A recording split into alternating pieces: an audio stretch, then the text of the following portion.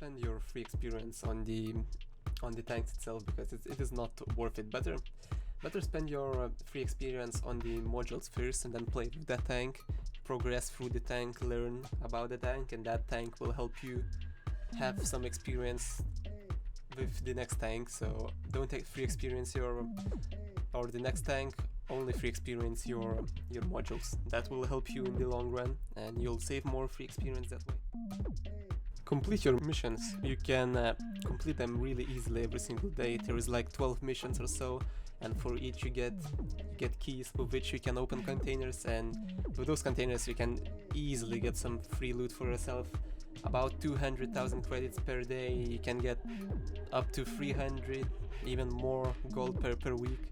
And yeah, if you open it every single day, you can open those big containers, and from there you can really save up. If you want gold or camos or premium or free experience, it's a way better mechanic than it used to be in the previous versions of the game, where you only had 3 missions per day. So complete your missions. That is gonna really step up your late game in the future.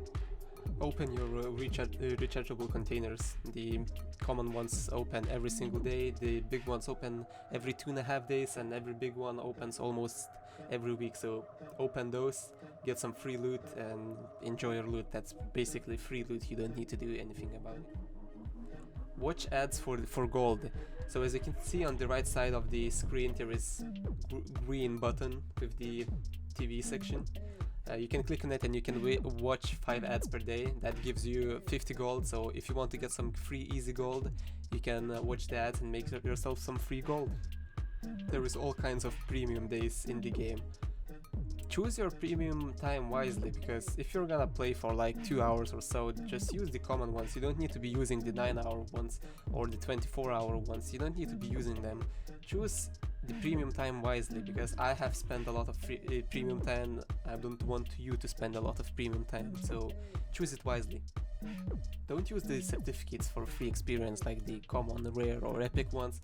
Just keep on saving them with the events to combine them. Combine the common ones into rare ones, and then into epic ones, and then combine epic ones into legendaries. Obviously it might take a lot of time, but when you do get it, you will get a 350,000 certificate for free experience, so you can use it.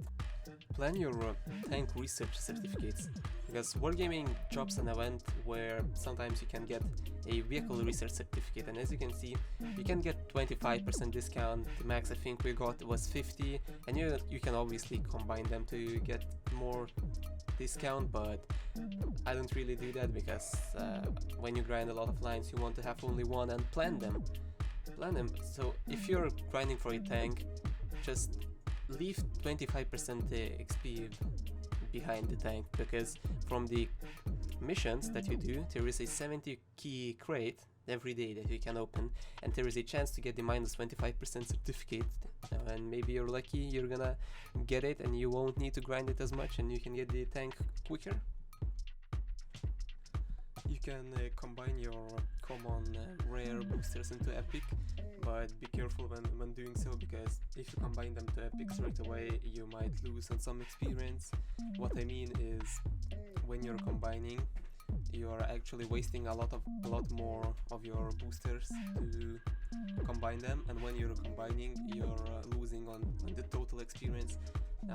It says that, for example, one rare one is worth X amount of percentages to your XP, and the common ones are less, but you need like 3 of them to get one rare. So if you play 3 different battles, you could get way more experience with the common ones than, for example, with rare ones, and 2 rare ones equals to 1 epic, so that counts as well.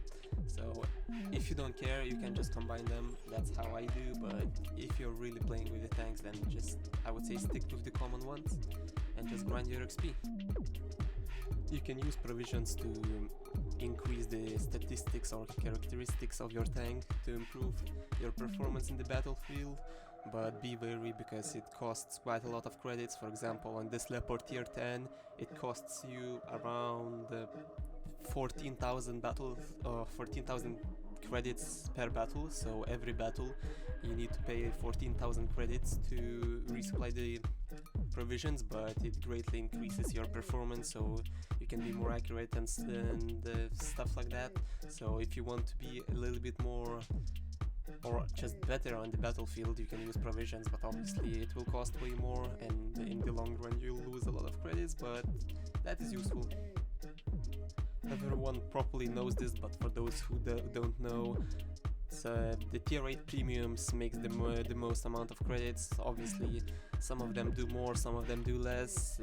There is a percentage on the tank, and you can go Google it, to the coefficiency of the tank. So for example, makes a lot of credits and Super Pershing makes a lot of credits, but they might be a little bit worse on the battlefield, whereas Progetto might be way better on the battlefield but make less credits. But I just play with whatever is good for me, which tank I like, and just that's the best way for me to get credits. So yeah, tier 8s makes you the most credits, not tier 6s or tier 5s or whatever other tanks. Now, a lot of players think that tier 10s actually make credits. They don't really make any credits. For example, you might think that 121B, which is the tier 10 Chinese premium tank, it should make like insane amount of credits. Now that's actually not how it works in this game. The way it works is tier 8s make the most credits, tier 10s don't make a lot of credits. Obviously it might, like the 121B might make a little bit more, but it's not gonna make a substantial difference compared to the tier 8s. So tier 10s don't make any credits, you play them just for fun. Use events to your advantage. As you can see, this event was uprising. I made a crap ton of credits even with tier 10s. In uprising, if you win, you gain a lot of bonuses. That's probably the only game mode that I actually like.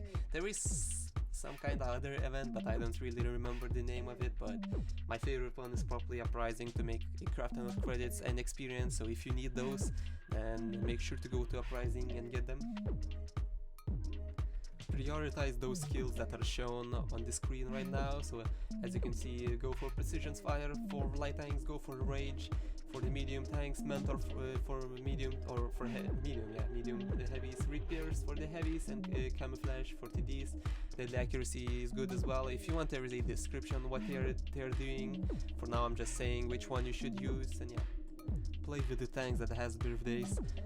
What you get for playing with tanks that has birthdays, as you can see on the screen, if you can see, because I cannot really see, but I remember you get +5 boost and ×2 boost to your credits for the first victory of the day, so you can take advantage of those and get yourself some free experience and some free easy credits.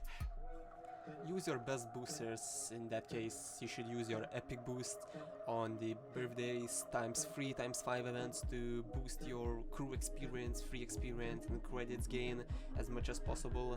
I definitely recommend using free experience boosters to get like 1.3 thousand free experience per battle. So take advantage of the not really 2, but ×3, ×4, ×5 events that Wargaming are dropping sometimes, especially birthdays. If you really need gold, you can sell your collectibles for whatever the amount that they give you, and you can spend that gold on a tank or premium tank that you really want, or something like that, and later you can actually rebuy the collectibles. So don't be scared to sell them. You can sell them and later rebuy them for the same amount of gold. You can spend credits to get 75% crew. This is absolutely worth it. This is what I was doing when I was grinding tanks, and like, just spend the credits, don't save it. Like that it might cost like 200,000 or so, but it's absolutely worth it. Don't play with 50% crews and with which you cannot really do anything. Everyone probably knows this, but premium tanks make more free experience and the regular experience and credits as well. So if you really need free experience, get your doubles, triples, quads, or ×5 boosters of your premiums, and that way you can save quite a lot of free experience. Buy equipment on the tanks that you're planning to keep for a long tank. For example, premium tanks, tier 10s. I don't recommend spending a lot of credits on the tanks that you're grinding. I would only buy the first 3 slots, and after that I wouldn't buy any more equipment on those. So spend your credits on the equipment for the tanks that you're gonna keep for a long time, maybe even forever. Before playing with a tank, check its characteristics, like for example the strengths of it, the weaknesses. For example, this IS-7, as you can see on the screen, it has good turret armor, pretty good top speed, it has no traverse speed, well, it has decent side armor so you can side scrape, like the shape of the hull, how you should be facing the enemies, stuff like that, gun depression, alpha damage. You should know all of those things, DPM for example, so that you have all the advantages in the battlefield when you're facing your enemies. Check your store often, because there is quite good offers sometimes. For example, recently there was a Bobjack 252U. Now over here on the footage that I'm showing you, it was quite a long time ago, but as you can see, you can buy SU, Chimera and whatever tanks with gold, and just check the store. You might find some good deals over there that you might like, and maybe you get yourself your favorite tank. We'll see, so check your store. You can change your reticle, so you don't have to be with the annoying default one with V shape. You can change your reticle to whatever you like. Now on the screen I'm gonna show you how to do it. So as you can see, you go to the hood crosshair, and personally the one that I like to use is the third one, the dot. That helps me with precision where I want to aim. I don't really like the pinpoint because it's just flat and really long, so I recommend using crosshair, but choose whatever you like. Turn off grass in the sniper mode. That's really annoying, especially for me. Now you'll see what it actually does. So when you have it turned off, this is how it looks, like pretty clean. You can see over the ridge, and this is how it looks when you have turned on. Now on this example, like, there is not much, but sometimes there is just so much grass, and like there is just nothing you can do. They can see you, but you don't, just because you have grass turned off or turned on. That's why I turn off flora quality or grass in sniper mode completely off, so that I don't have disruptions like that. Turn off flora quality for better gaming experience, like you're just gonna see everything more clearly, more visible, so that you don't miss your enemies or a opportunity to get an extra shot for a mission or whatever, or a mastery badge. This is how it looks with flora quality on. As you can see, there is just no visibility, a lot of grass, everything. There's just not a lot that you can do now. This is how it looks when the flora quality is turned off. As you can see more clearly, way more clearly, where the enemy tank is looking at or whatever. You can just be aware of your surroundings pretty much with the flora quality off, so I recommend that to be turned off. This is probably for PC users only. You can use your mouse to manually zoom, like you don't need to zoom, press shift or your scroll wheel, or you scroll your wheel up, and when it zooms in like really slowly, that really sucks, especially when you need to snipe. As you can see on the gameplay, I'm doing it like manually, like it's so much easier. So it might look weird at the start, but like this is way better than this automatic crap. Like, you cannot really do much with automatic in long range. Like, you might miss an opportunity with it. For me, as manually or personally, I don't like the automatic one. I'd rather use the set the sensitivity to what's comfortable for you. For me, as you can see, those are the stats that are comfortable for me, but for you it might be different. Your mouse sensitivity might be different, my mouse is different, or just the feeling different, so use the sensitivity that you like. If you don't like people being toxic or mean to you, you can just turn off the battle chat. Personally, myself, I play without it just because it helps me concentrate a little bit more when I don't need to see the noobs who did nothing and then crying in the chat. So personally, I use disable. If you want to, you can turn it on, but I like it too. I like to play it with disabled. Obviously, it might give some disadvantages, but it just makes my gameplay experience better. You can use your credits to get your crew skills to higher level. Now, at the time of this recording, I didn't have everything maxed out, but recently I spent 30 million credits to max out every skill in the game, so I have the biggest advantage I can get against my enemies. But I would only recommend this if you have already every single tier 10 in the game, and if you don't, just keep your credits. You'll do this later. Make sure to play in platoons, because in platoons, like, you get way more wins in platoons than you get solo, unless you don't really like. There is actually missions for platooning as well now, especially with clanmates. I really recommend platooning with clanmates to complete those weekly missions for your clan. Like, platooning is just OP in this game when there is only 7v7. Play with the tanks how they are supposed to be played. For example, light tanks, they're not supposed to be camping.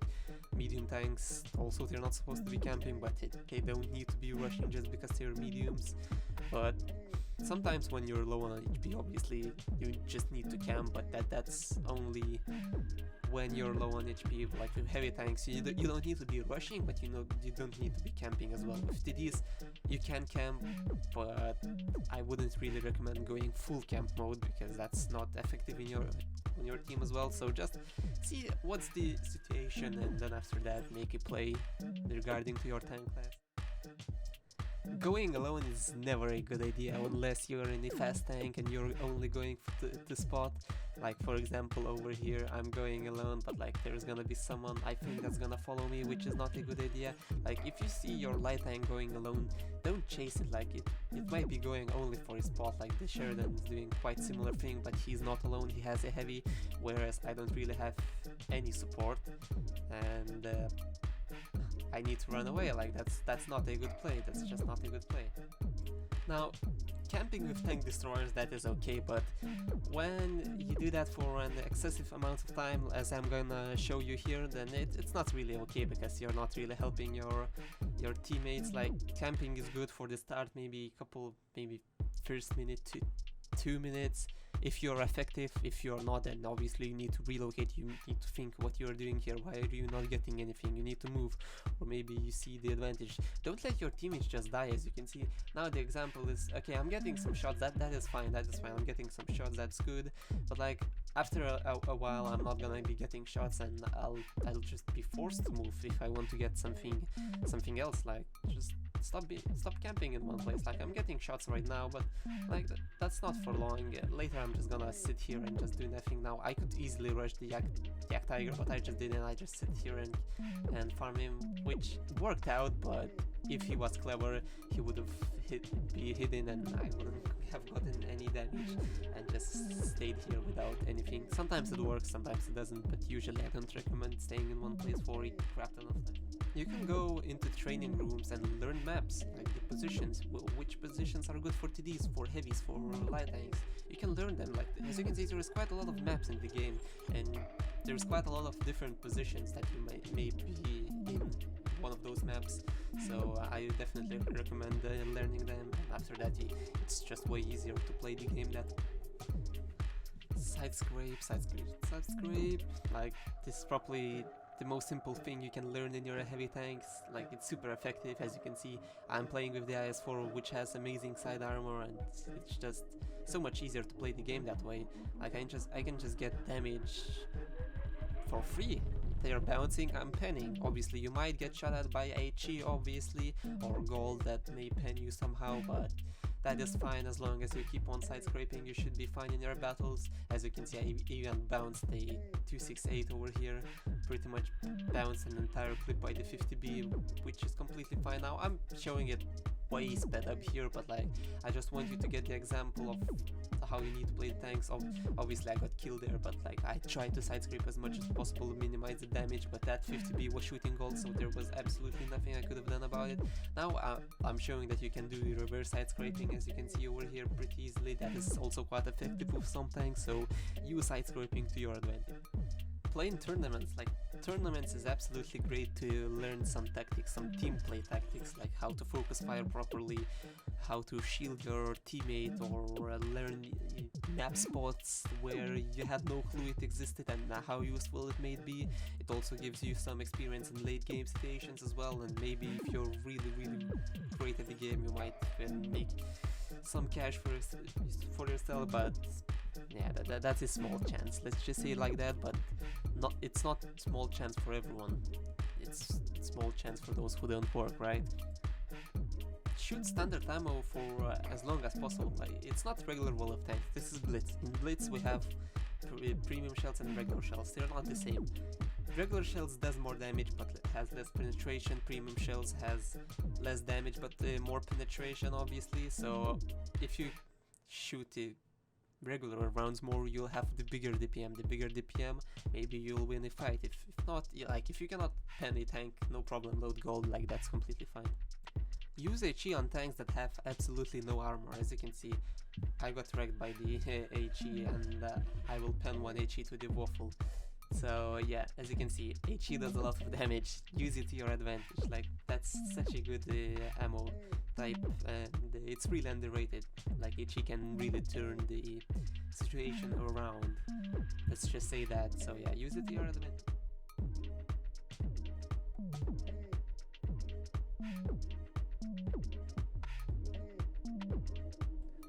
Finish low HP targets first. Like if there is less guns on the battlefield, then the enemy team cannot do as much. As you can see, I'm not shooting the E5, which I could have shot. I was still focusing the E3, so like the less guns they have, the less DPM, the less damage, like the less chance of them critting your modules or whatever. Like finishing lower HP tanks is just so much beneficial to your team. Like your team doesn't need to waste shells on them. If you have low caliber gun with high rate of fire, absolutely focus the lower HP targets first. Obviously, if you have high damage and you have a free shot, which will do a lot of damage, pretty much most of their HP, then obviously go for that. But it's pretty much always a better idea to shoot at the lower HP guys first. Analyze enemy team. As you can see over here, they have 2 TDs, 3 heavies I think, and 1 light tank. So they're most likely gonna go right to the right side of the map from our side, or to the northern side. So that is most likely what they're gonna do, and like you can do that with every single map. Like as long as you know the tactics, like you are golden. Obviously they didn't go to the right this time, but like you can expect, like you can see how the enemy tanks are playing if they have very little amounts of support in there on that side, or just whatever. Just analyze the setup. If they have no TDs, you can push up. If they have TDs, then obviously play a little bit more chill, not as aggressive and stuff. Like just to analyze the enemy team can give you such an advantage. Now this is a mistake that a lot of players do. I'm one of them, is overexposing my tank. Now in this example, I'm gonna do it to a extreme level, but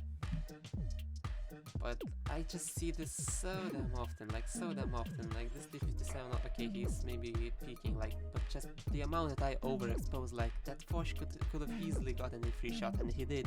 Like this same mistake, there's gonna be another example. You'll see how much you can overexpose. Like don't do stupid stuff like this. Like I'm just exposing my tank way too much.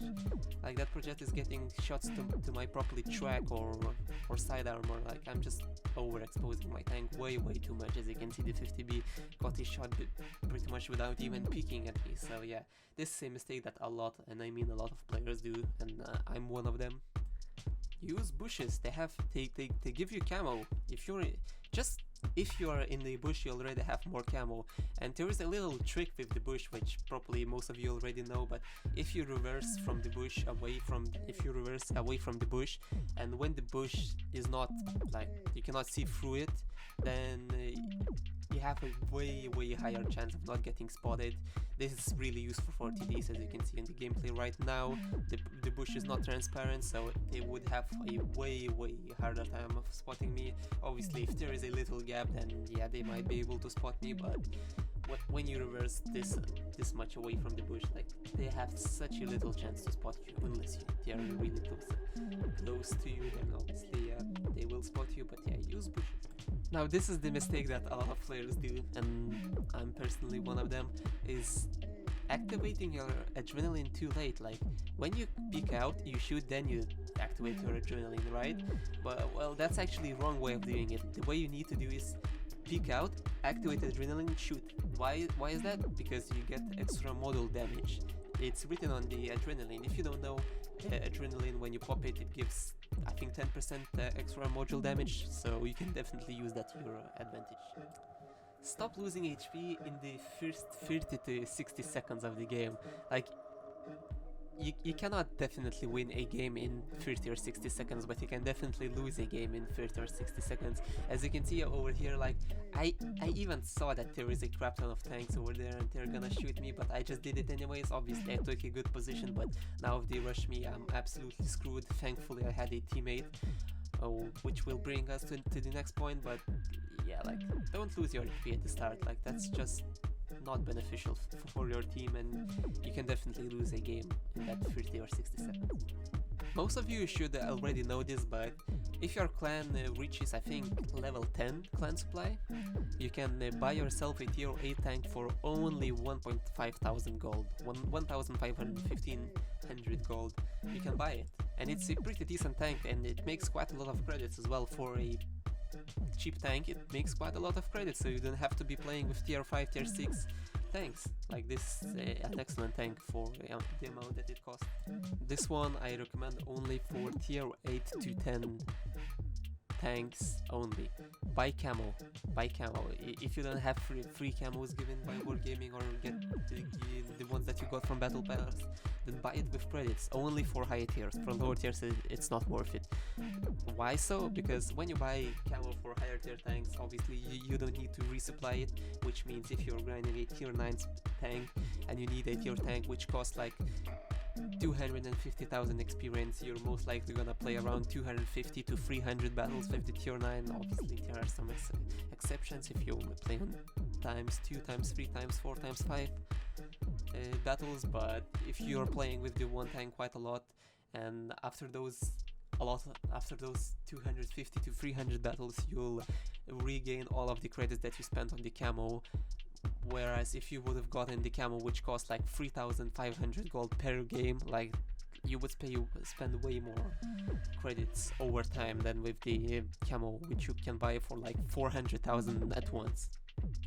Now, you already saw this clip, but this is a way different point, and the point is that minimap is your best friend. As you can see on the minimap, we're going all to the same side, so I can be quite aggressive. For example, if 2 or 3 heavies went to the other side, I couldn't push because I didn't have the guns to do that, or maybe they could push the side where our heavies should have been, and like, our heavies are just not there. So minimap is your best friend. Use it to your advantage and keep an eye on that minimap all the time. Like, minimap is just so damn helpful.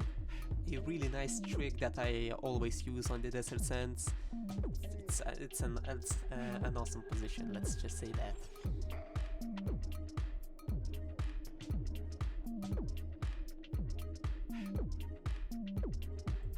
Another great position on the map called Fort Despair.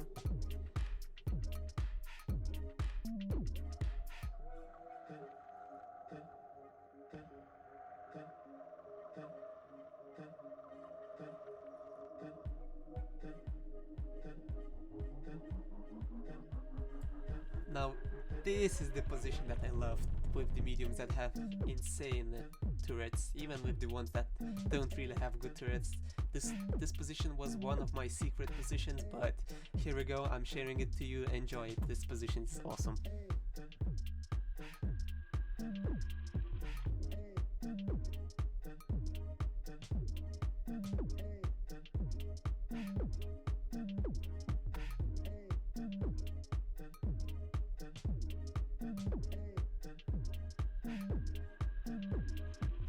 A really nice position on the map called Middleburg to farm some easy damage at the start, or not even at the start if enemy teams are controlling this left hill. This left hill in between these two hills, two big ones, the little one where heavies like to sit. Like, this position is a great counter to them.